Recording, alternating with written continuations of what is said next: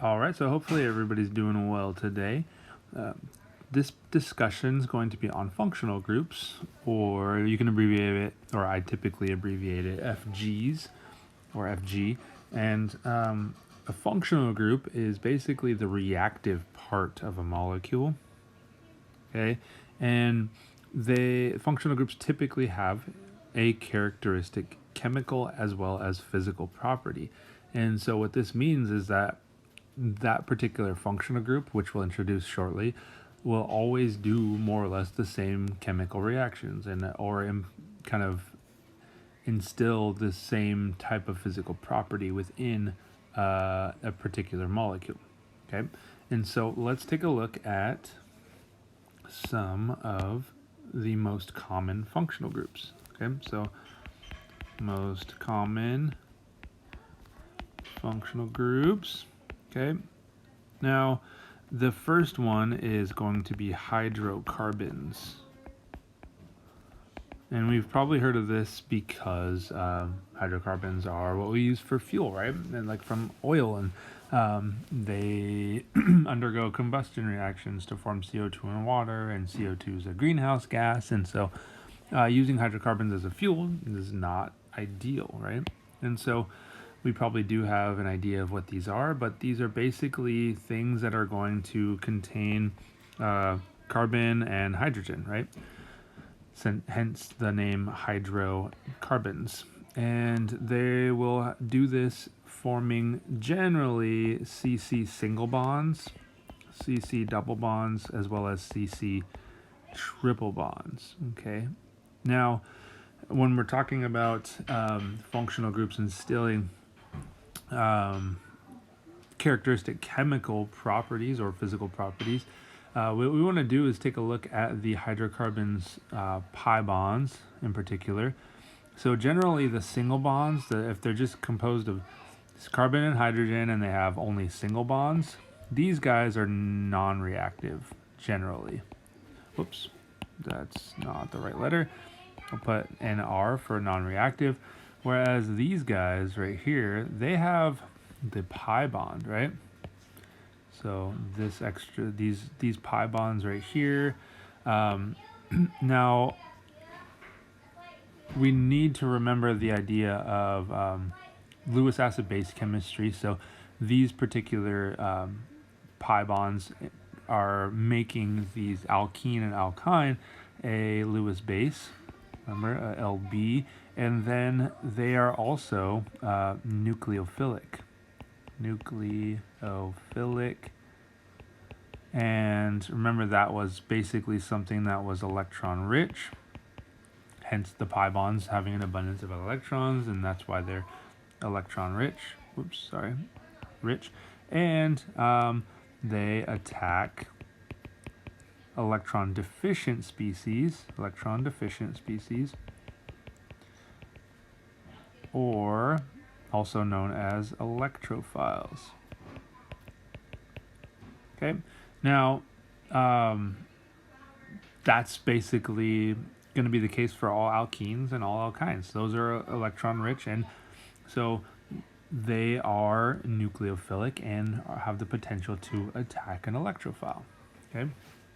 Now, so again, that's what we mean by having a characteristic chemical or physical property. Okay, so another common functional group is compounds or R compounds with CZ sigma bonds, and this is where Z is an electronegative atom. Okay, so Z is equal to electronegative atom, or we could view this as a heteroatom. Whoa. Simmer down there, simmer down. Okay, so a heteroatom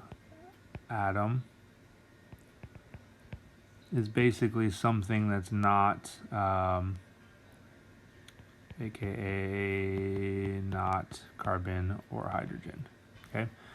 And that could typically, since we're talking about electronegative atoms and organic chemistry, what we're talking about is like nitrogen, oxygen, it could be some halogen, which I'll indicate as X, or anything of that sort. So something more electronegative than carbon, pretty much, or hydrogen. And that's pretty much it for these compounds, right?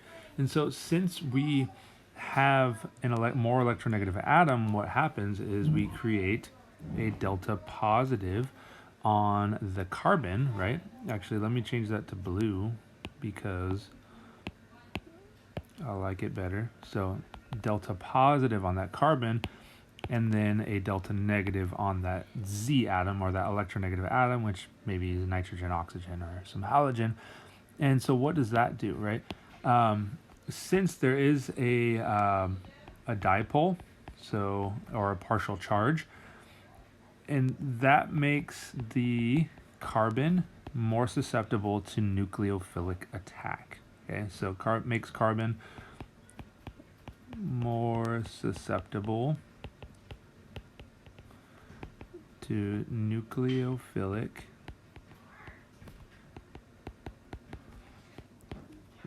attack. Okay, so remember, in the above explanation for hydrocarbons, we said that nucleophiles are the electron-rich species, and they attack the electron-deficient species, also known as the electrophiles. And so that carbon right here is an electrophilic carbon, electrophilic carbon. And being partially positive, something that's negative is attracted to it, right? Because opposites attract. And so that's why the nucleophile wants to attack that particular carbon. All right, so let's see. The next one is a compound with C double bond O group. So these are some very common functional groups in organic chemistry, and these are typically, I'm going to be, well, they're quite obvious what they are. They're always going to be the CO, but they can come in the form of like aldehydes, carboxylic acids, or things that we've heard of before or seen. We'll go over them in more detail later, but again, very similar to the CZ bond. This is actually more kind of like just like a more specific one. Oops. The oxygen, being more electronegative than the carbon, withdraws electron density, creating a delta negative on the oxygen and a delta positive on the carbon. And what does that do? Okay, so remember the dipole, it creates a dipole, right? And then it makes the carbon more susceptible to nucleophilic attack.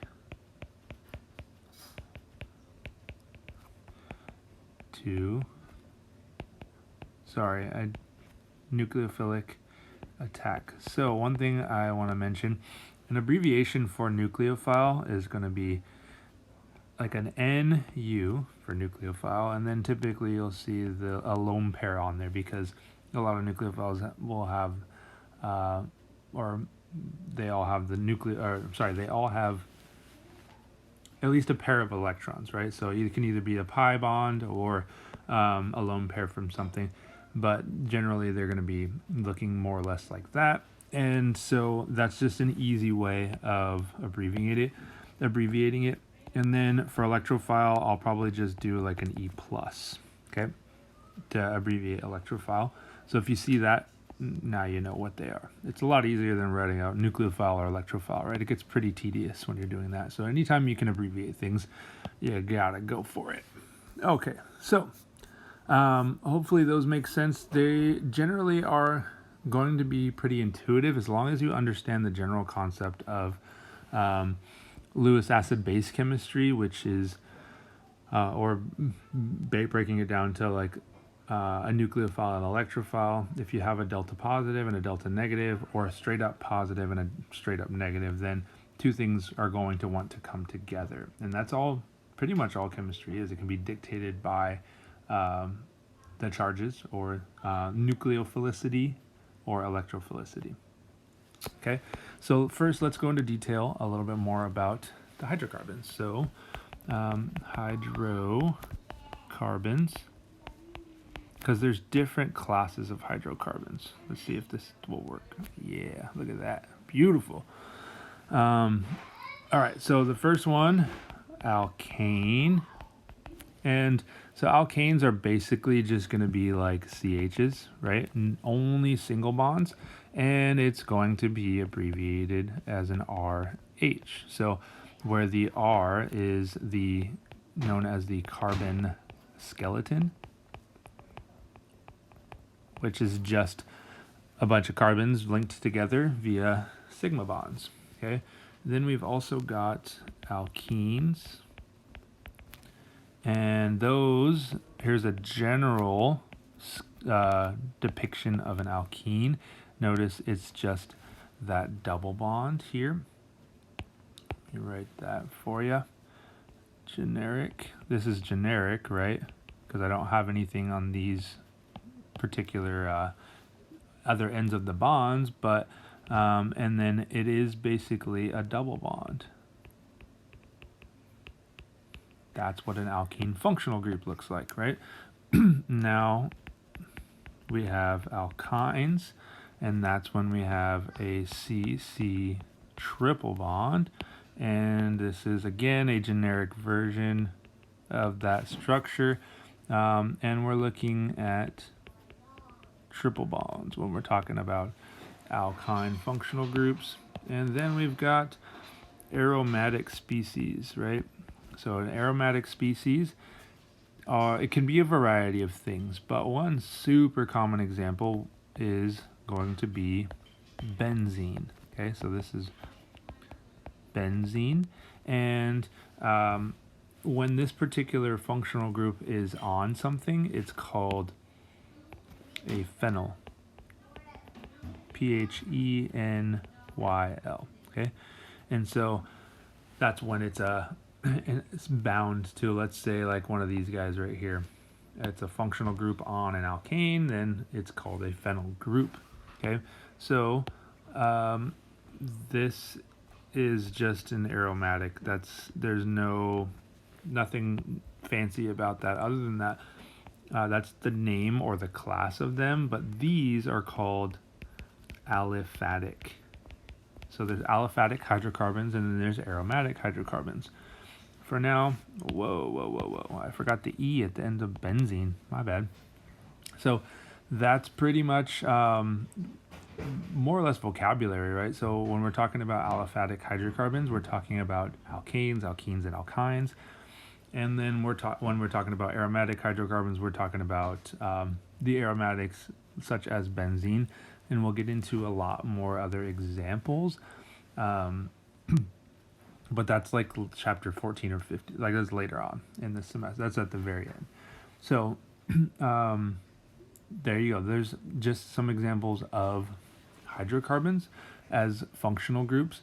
Now, remember, it is important to note that these guys are pretty much like don't have a functional group. Like sometimes they're viewed as not having a functional group because it is just carbons and hydrogens, and they're very, very unreactive. Right, and we're talking about functional groups, meaning like things that kind of instill some characteristic chemical and physical properties. Although being an alkane does give it some characteristic physical and chemical properties, right? Whether it's reacting or not. And so let's go over some more terms. So when we're talking about alkanes, we have to be able to classify them as well. This is a very common question in any type of class, or especially those standardized ACS exams. So Alkane Classifications. And what we mean by that is we can classify them as primary, secondary, tertiary, or quaternary. Okay?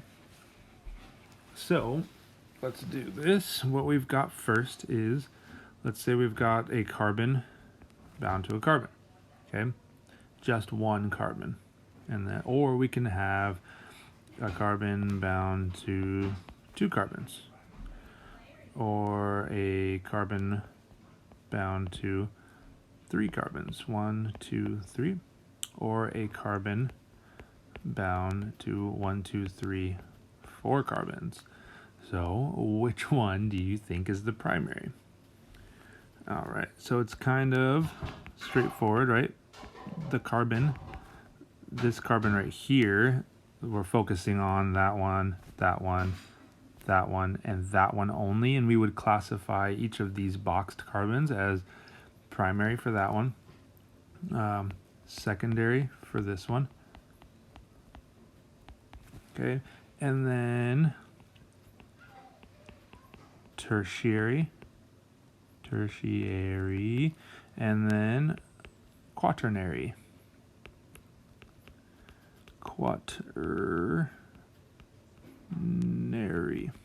Okay, sorry, let me fix that for you. Hold up, wait a minute. All right, so quaternary. Okay, and you can also some of these terms are might sound familiar when we're talking about protein structures and like beta pleated sheets and things like that. So if you learn some of these in biology, then you might have heard of like a tertiary structure, quaternary. But that this is specifically right now we're talking about alkane classifications, and it does actually, these terms do kind of apply to other functional groups, which we'll go over in a little bit. But for now, let's do the black text is going to be for the carbons, and then for the blue text, what I want to do is introduce classifications for hydrogens. Okay, so if we had, let's say, a hydrogen on this particular carbon, so now I'll just write it as blue. When we're looking at any of those blue hydrogens, those are actually called primary hydrogens. And that's because those hydrogens are bound to a primary carbon. Straightforward, right? Like it, loving it. And now for the one in red, since that is a secondary carbon, any of the hydrogens bound to that carbon are secondary hydrogens. All right, now trying to make that green obvious. Anything bound to that tertiary carbon, that any hydrogen, is classified as a tertiary hydrogen. Now ask yourself, can there be a quaternary hydrogen? Think about it for a second. And the answer is no, right? So in order for a carbon to be quaternary, it has to be bound to 4 carbons, and carbon can only have 4 bonds, and so therefore it can't have another bond to a hydrogen, and so therefore we can't have quaternary hydrogens. Okay, so generally what we would do is give you a little structure and see if we can classify these carbons. Okay, so I'll give you this one, and then this guy right here. This one's fancy because it's got a bridge.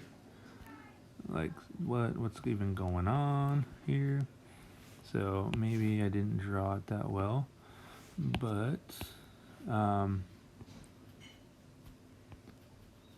this carbon right here is bound to this carbon, and also this carbon up here, and then this carbon up here is kind of bridging to this carbon. So it's a cool little structure.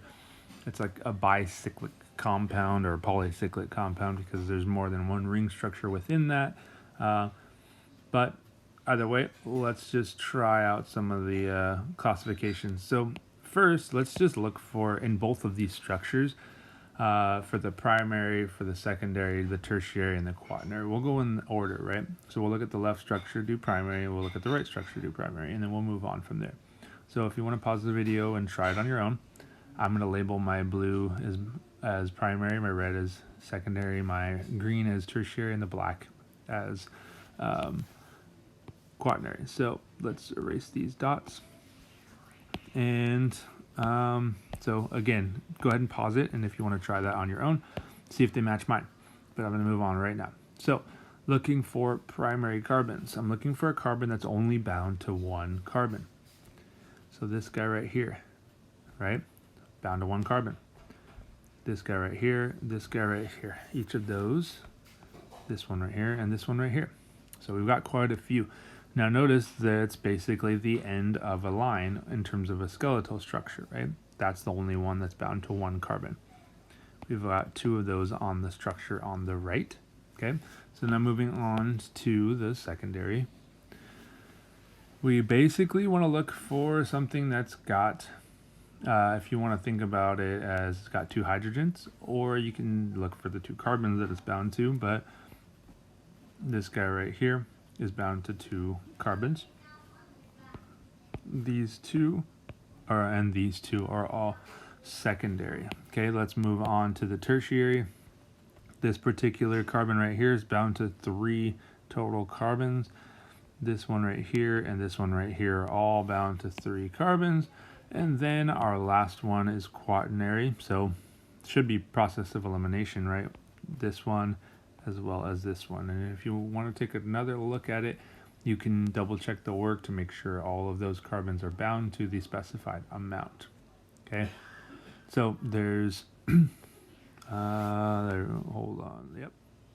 All right, so you want to talk about practice? Of course, we got to talk about practice. So let's do another example, but it's going to be a little bit more complicated because it's a cray structure. Let me show you real quick. Boom, bam, there it is. Basically, what we want to do here is classify each of the sp3 carbon atoms as primary, secondary, tertiary, or quaternary. And this brings up a really good point that we want to make sure that anytime we're classifying a carbon, it has to be an sp3 hybridized carbon, right? And so remember, let's just for the sake of keeping things organized and easy for us to understand, we're going to label our primary as blue, secondary as red, and our green as tertiary, quaternary as black. Okay, so basically this guy right here, not being an sp3 hybridized carbon, we don't need to worry about it. And so what we're looking for primary carbons is any terminal carbons. And so there's not very many. All of these, there's actually a ring here, ring here, ring here, and a ring here. And there are some terminal carbons though, right over here hiding. It looks like a little chicken foot hanging out. And so we've got our primary carbons right there. Let's get our red pen going, and we got to look for a secondary carbon. So this is basically going to be like a point or like a peak, right? Depending, or it could be a trough too, I guess. But so what I mean by that is like this carbon right here is a peak. It's pointing up. It's just got one bend and nothing really coming off of it. Same Z's here. And then this guy's only bound to 2 carbons as well. And let's see. Boom, boom, boom, boom, boom, boom. I think that's it for that. So let's see. Tertiary carbon. We got 1, 2, 3. We need it bound to, right? So JK. That's only got 2 carbons bound to it. So let's bring it back, y'all. That's 2 right there. So 3.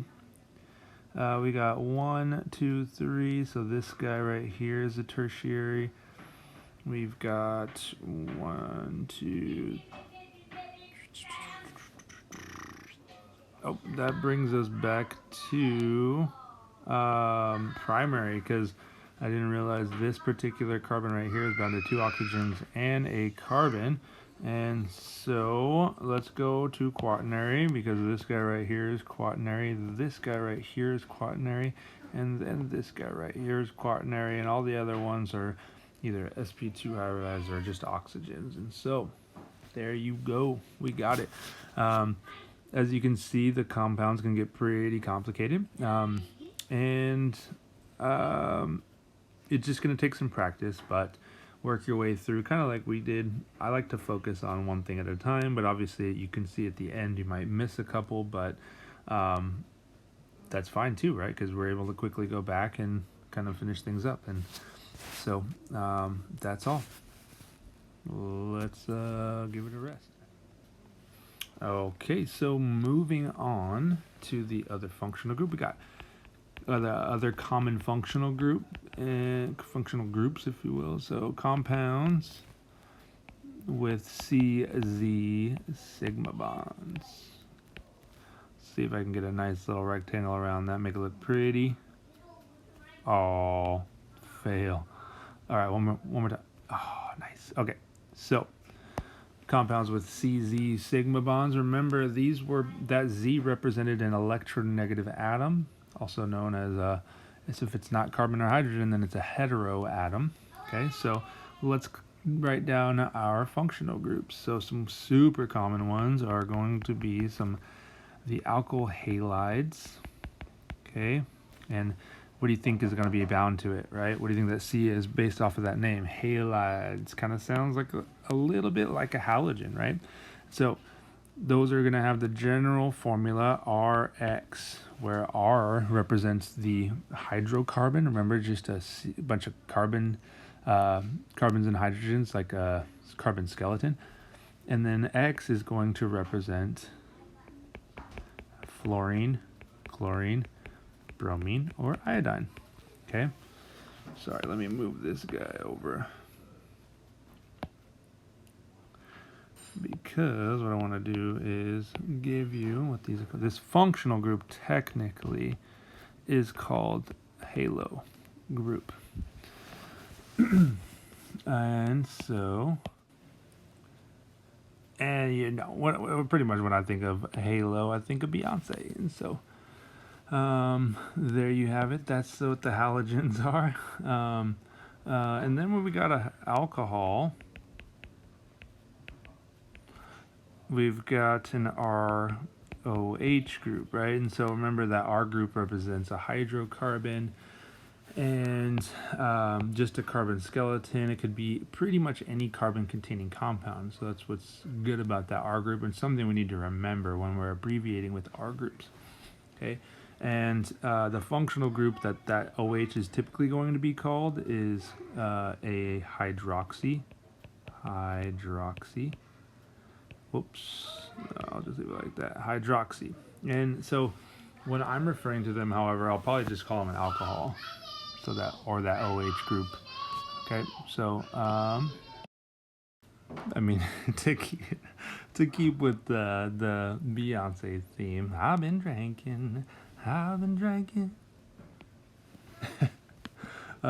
So that's an alcohol. And moving on to some stuff. We got the ether as well, and that ether is going to be an ROR group. Okay, so we got our lone pairs. Same general structure as like water, right? But ether has to be those R groups. And then one thing I want to mention is it could be a symmetrical ether where both of those R groups are exactly the same, or it could be unsymmetrical where both of those R groups could be different. And if they're different, what we can do to denote that without actually having to draw out the whole structure is leave one side as R and then the other side as R primed. Okay, and then if there were more, we can do R double primed, etc. And so that's an ether for you. Again, they used to use ethers for like anesthetic, and remember that if you saw the other video, that Curious George started feeling weird. I always find that funny because they have that in a children's book, right? Like, come on now. But I guess things were a little different back in the day. All right, so let's see. Now we've got oh, you know what? So before we move on, what we would call this particular group is an alkoxy. Okay, so alkoxy. So it's almost like an alkyl group or an alkane, for example. And then oxy is almost like the hydroxy. So it's like it's got the oxygen in there, right? Okay, so the next functional group that I want to introduce is an amine. Now, amines are going to have this general structure here where we have an R group. Oops, let me draw that better. We have another R group, and then we've got a third R group. So I'm going to write R primed as well as R double primed, but I want to let you know that R primed and R double primed could either be the same or they could be different. Does not, there's no requirement in order to be an amine at least. And the actual name of the functional group is an amine, but if I'm going to refer to it, I'll probably just say the amine. I won't say the amino group, I'll say the amine. So, or I might actually go back and forth on that one. But one thing I didn't mention actually for the ether, it says alkoxy. I won't refer typically to the alkoxy group. I'll refer to it as like the ether group, because that's just kind of how I communicate it. Okay. So now the next one is a thiol. That would be RSH. Remember that sulfur is a congener, or it's right below oxygen in the periodic table. It's in the same group, it's just right below it, and so it's got two lone pairs on there just like oxygen, and so a thiol is got that OL at the end just like the alcohol does, but instead of an OH it's an SH. And again, that R group is going to be a carbon skeleton, and the thiol we've got is called a mercapto. So that's the functional group. And little fun fact, basically the smelliness of a skunk is actually a thiol compound. There's usually very low concentrations, but that's all they need to make that skunk smell just run rampant and kind of stick to your puppy when they start agitating those skunks. Another thing, garlic. You know how sometimes people have garlic breath? It's just nasty. Well, that's also a thiol. And so, I mean, the eggy smell. I mean, a lot of thiols are kind of gross, but super essential, right? As you know, probably from disulfide bonds in biology. And that's all for the thiols for now. Let's talk about sulfides. Okay. So sulfides are going to be similar to the ethers in that they have two R groups on it and the same general structure, but with a sulfur instead of an oxygen. And the name of this particular functional group is going to be called an alkyl thio. Okay. All right. So now that we've gone through the functional groups, through at least some the functional groups that have those CZ sigma bonds, let's talk a little bit about some alkyl halides and alcohol classifications. So we classified the alkanes, but we need to classify our alkyl halides. Alkyl halides.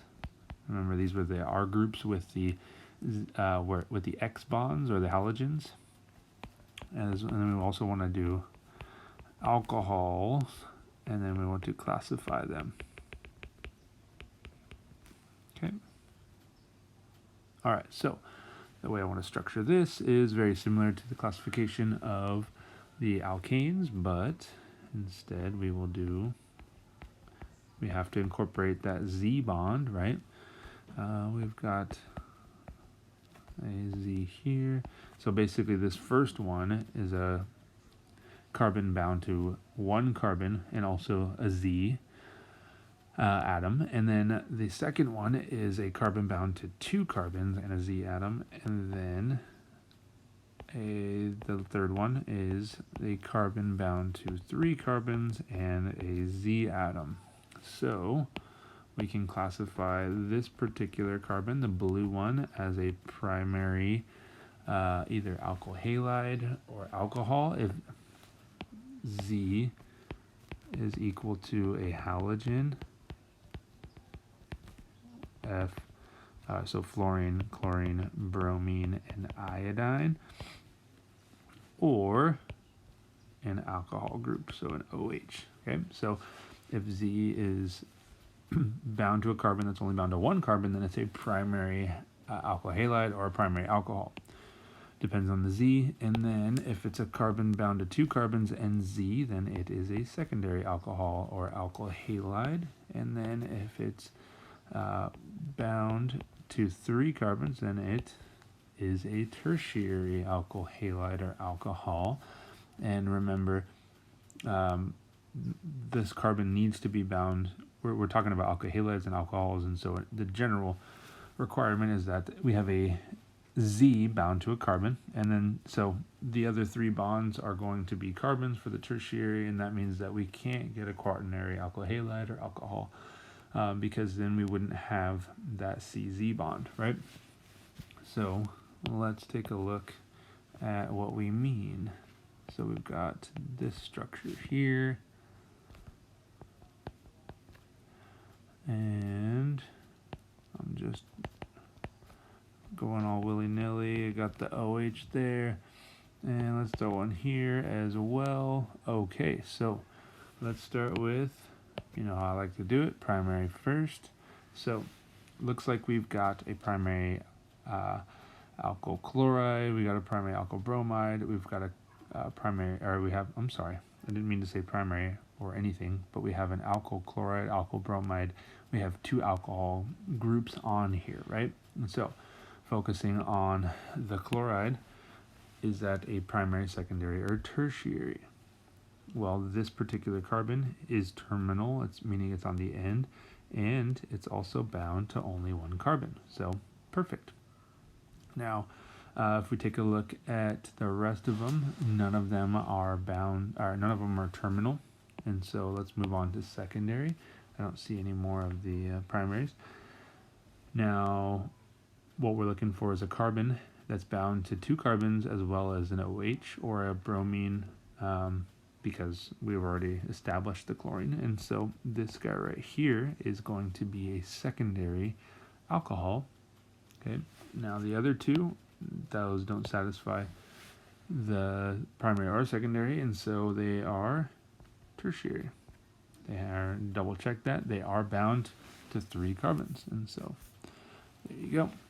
Now if we want to, well, which we do, we can classify the amines as well. And it's very similar, so it's straightforward. Let's move quick on this. An amine bound to 1, 2, or 3 carbons, and carbon, nitrogen, carbon, carbon. Can't forget those lone pairs. What we're going to do is highlight this one in blue, and what do you think that is? Primary indeed. Good job if you got that. That is a secondary, and this is going to be a tertiary. Again, if the nitrogen or of the amine is bound to one carbon, it's primary, 2 carbons is secondary, and 3 carbons is tertiary. So that one hopefully is straightforward after having gone through the rest of them. But let's move on to, I'm going to go to a fresh page. Let's go on to the last common functional group, groups which were compounds with C double bond O groups. Compounds with C double bond O group on there. Let me see if I can get that lovely little rectangle around it. Boom, looking good. Alrighty then, so let's take a look. First one, aldehyde. So we've already introduced the aldehyde, and so that's going to be generically an R group. Remember that R group represents a skeleton, a carbon skeleton, and this is that C double bond O. I've just generally omitted the C here because it's just a short form. It's much easier to draw this way, but it's up to you guys to remember that it's there. And then there's this hydrogen here attached to that carbonyl carbon, okay, that C double bond O, sorry. So since I said it, this carbon right here, a CO, is called a carbonyl. Okay, and so I'll refer to it as a carbonyl group or a carbonyl carbon. So either the C double bond O as a whole, or specifically maybe the carbon or the oxygen, and I'll just say the carbonyl carbon or carbonyl oxygen. Okay, so that's just going to be an aldehyde. That's the functional group, if you will. And so now we have a ketone. That's going to be very, very, very, very similar. However, it's going to have two R groups on it rather than an R group on one side and a hydrogen on the other. Now, I put an R prime here because that R prime can be either the same, which would be a symmetrical ketone, or it could be different, which would be an asymmetrical ketone. Now, this does in fact have a functional group name, and this would just be a carbonyl group. Okay. Now, let's move on to carboxylic acid. Carboxylic acid. Okay. We've got an R group bound to a carbonyl, and that's bound to an OH. And this particular functional group is called a carboxy group. Okay. Now again, when I'm referring to these carbonyl compounds, these C double bond O containing compounds, I'll typically refer to them as an aldehyde, or the ketone, the carboxylic acid, or as you'll see right now in Ester, I don't really refer to them as like the carboxy group or the carbonyl group. Or I guess carbonyl group, I would generalize it as pretty much any of these C double bond O containing compounds. So for the ester, we've got this guy here, again, where R prime can be the same or different, but this carbonyl compound is bound to more or less an alkoxy group, so an OR group. And we've got also an amide. Now an amide is going to be a little bit different here. We've seen an amide though. And now an amide has, instead of an oxygen there, it's a nitrogen. And then we've got an R prime group and an R double prime group. So we've got three different R groups potentially, or we can have some combination of the same or different. Okay. We have the freedom to make whatever we choose. So acid chloride is going to be our last one here. And that looks like this. It's got the chlorine there, right? Hence the name chloride. All right, so now before we move on, what I want to kind of do is talk about the functional groups. Now that we've kind of all have them all introduced, I want to classify the acidic or electrophilic site. Okay, so acid or let me put acidic. Acidic or electrophilic site. Electrophilic site. And then the red, what do you think that's going to be? The basic or nucleophilic site. Okay. Now what I want to do is kind of go through all of these carbonyl groups or compounds and point out where the basic site would be and then where the acidic site would be, or rather the nucleophilic site and the electrophilic site. So let's do the electrophilic site first, because this is more obvious and it's really important, or it's the most reactive site so when we're talking about electrophiles, remember we have to have a delta positive, right? So where do you think the delta positive is going to be on these particular compounds? Remember, delta positive was created when there was a difference in electronegativity, right? Well, carbon and oxygen are bound together in all of these, and oxygen's more electronegative than carbon, and so therefore that carbonyl carbon is electrophilic. It is the electrophilic site in every single one of these carbonyl compounds, and this is actually where all the chemistry really occurs. Okay, now let me ask you a question, and I want you to think about it before I move on. Which carbonyl compound do you think is the most reactive? And by that, I mean like based off of the fact that we have a partial positive charge on that carbon because of the groups that are present. So I'll tell you this, the most reactive carbon is going to be the one that has the larger delta positive charge on it. So pause the video real quick, and then I'll tell you what it is. Okay, so it's this guy, right? So most reactive for sure. And that's because this particular carbon is bound to an oxygen as well as a very electronegative chlorine. The other ones, yeah, they got other heteroatoms like the nitrogen or oxygen, but chlorine is more electronegative than all of those. And so that's why acid chlorides are super reactive. And I just wanted to point that out for now. We'll definitely get into more detail on that type of chemistry later in the semester, but I just wanted to introduce that now while we're talking about electrophilicity. So for the basic site, remember nucleophiles have they're basically electron-rich species, and so the nucleophilic site on these particular compounds is this oxygen that has a lone pair. Okay.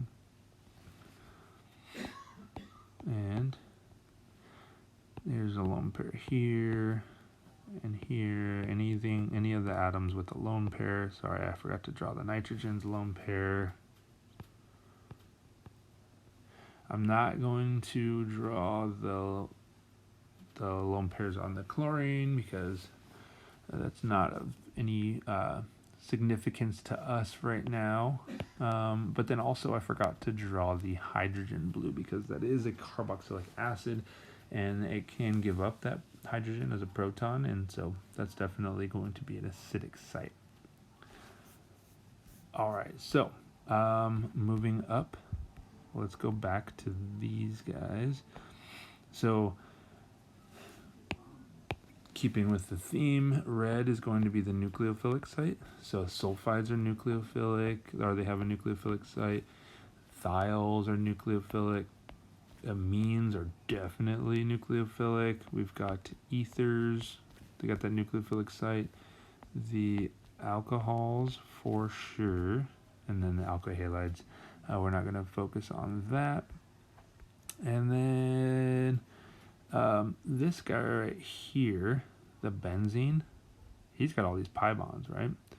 So this is, let me just do that. I'll do red bonds, boom. I'll do red bonds here and here too. So for the alkene, the alkyne, and the benzene, those are all nucleophilic as well.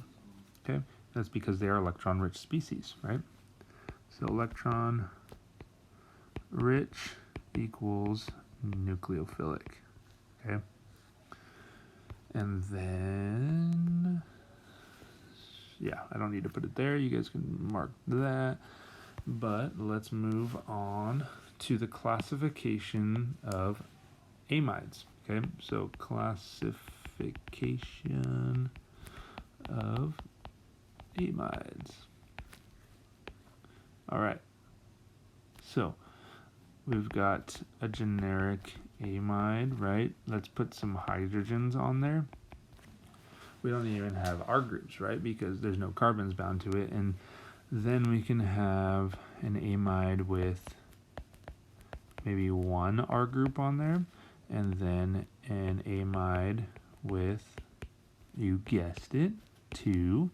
I'm going to put an R prime up there, and an R prime there, and an R double prime there, so that way the R group on the left side is always going to be different or it has a potential to be different. So again, just like every other R groups that we kind of signify, they could be the same or they could be different. Okay.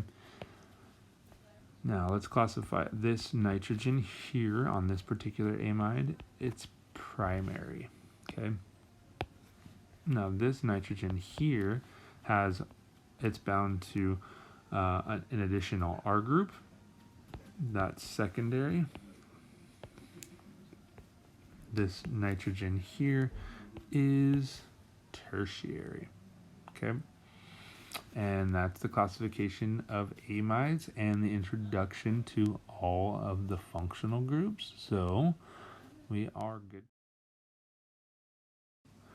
All right, so let's go over functional groups and the reactivity. So I've kind of touched up a little bit on this stuff, but let's go ahead and be more specific about it. So remember that basically functional groups are the reactive site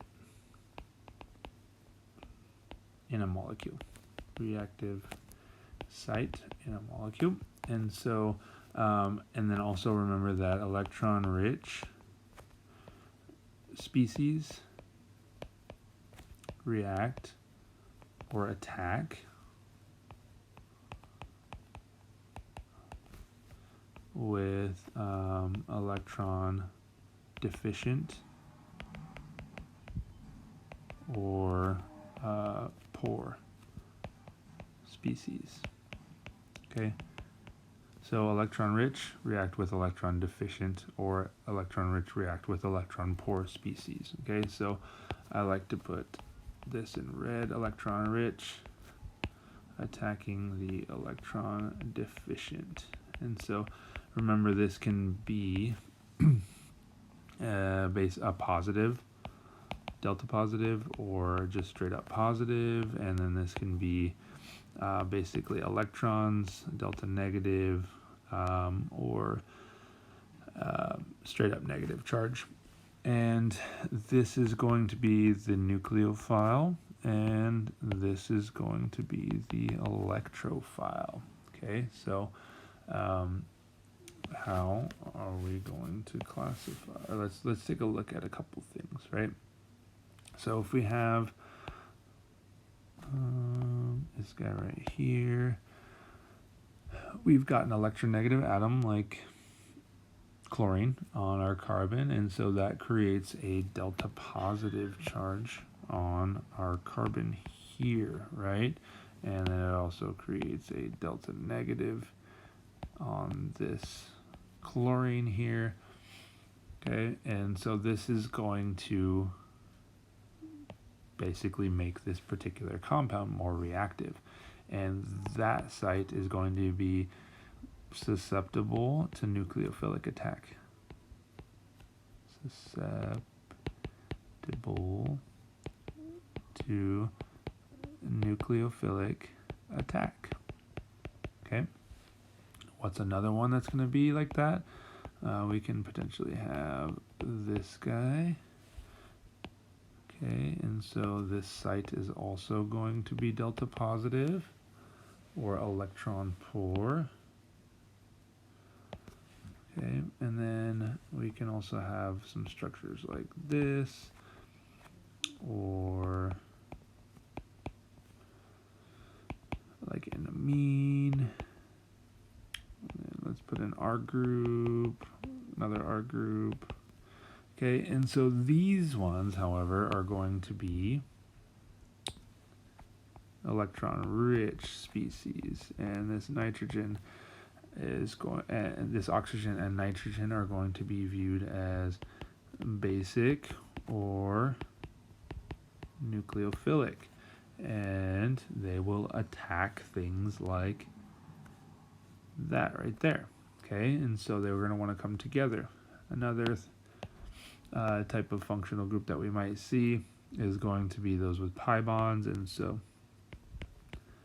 we got that, or triple bonds, remember. And so remember, triple bonds or pi bonds in general, those are basically an abundance of electrons just kind of sitting there, right? And so these are going to be nucleophilic sites as well. And these are going to want to attack some electrophiles. Okay, so let's take a look at some problems. All right, so you want to talk about practice? Let's talk about practice. Let's see. So the first problem, we want to label the electrophile and the nucleophile in just these three, 1, 2, 3 compounds here. And then we'll get into how they might react after that. Okay, so I already specified more or less that a nucleophile attacks an electrophile, so we need to be able to identify both of them. And so the first, let's go for the electrophiles first. Okay, so remember, an electrophile is something that is electron deficient. So it could be a carbon that's bound to a more electronegative atom, as is this one right here, creating a delta positive charge. Okay, so that would be an electrophile. Or it could just be something that's straight up positively charged, which we don't see in any of these molecules right here. So let's try and look for something that's, again, more electrophilic. So we know that the carbonyl carbon is electrophilic, and then that's pretty much all we're looking for. I mean, there is this carbon that is bound to a more electronegative atom, and then each of these ones, right? But generally, we don't necessarily need to view these ones as super reactive. The carbonyl carbon and the alkyl halide are the ones that are definitely more susceptible to nucleophilic attack. And so let's look for some nucleophiles. Definitely know this nitrogen is, with that lone pair being super basic. We did specify this guy as a nucleophile over here, right? So let me just circle the oxygen in red. This oxygen here has lone pairs that are definitely nucleophilic. This sulfur also has lone pairs, and then we have a pi bond over here that is nucleophilic. And so pretty much you can think of a nucleophile just getting angry with all of its electrons. It's super negative, and then attacking there, and then, oh my gosh, this bromine has to leave. And so that's pretty much how a nucleophilic attack would work. Basically all we're looking for is a delta negative and a delta positive being able to come together, or a straight up negative and delta positive, or some combination of the two. And so for this next problem, what we want to do is just consider only the electron density and state whether the following reactions will occur. So basically, do we have a positive species and a negative species? If so, then yes, we can bring them together. So what we want to do is first look for a nucleophile, just because I got my pen red already. So this is the nucleophilic oxygen. And do we have an electrophile in this other species? And yes, we do, because this carbon right here is bound to the more electronegative bromine, and so it is delta positive. So yes, this reaction will proceed. All right, so now looking at, for the nucleophile, well, we've got a straight up negative charge here, so that's pretty obvious that we've got something to work with there. But looking at the other molecule, we have pi bonds, right?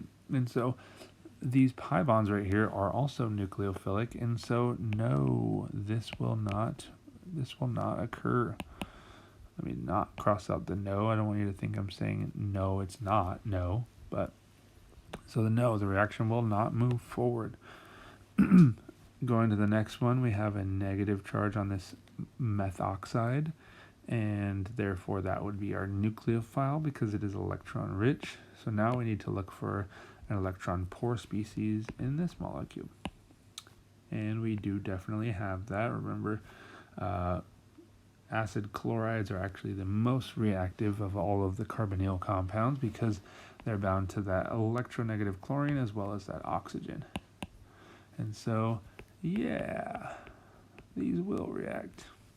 Okay, now I want to point this one out real quick right away. This is a positive charge. Okay, and so that would definitely be our electron deficient species and therefore our electrophile. And over here we've got a pi bond, which is our nucleophile, and so yes, this one will also proceed. Okay, and so that's pretty much what we're looking for when we're doing these types of reactions. Okay, and so how might this look? Well, this particular nucleophile will be like, hey, let me attack with my 2 electrons that bromonium ion. So this is a positively charged bromine, and just to throw a name out of there, bromonium ion. So you don't necessarily need to know this now. We'll become more familiar with that later, but since it's there, I might as well tell you the name, right? And so that's how a nucleophilic attack would look. Okay, you can also have it pretty much looking like that, and then there's obviously going to be some more arrows associated with this, but a generic version would be nucleophile attacking, let's say,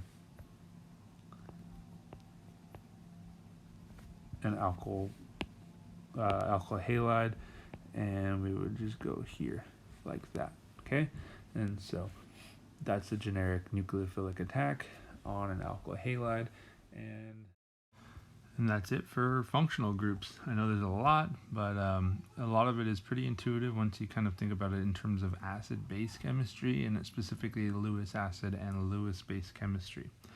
Okay, so all right, here's a special joke for you. I know you guys probably know a little bit about Star Wars, and you got, but did you know that Chewbacca was so good at sports? Here's him throwing a pitch. Is at the World Series. You know, he even won Wookiee of the Year.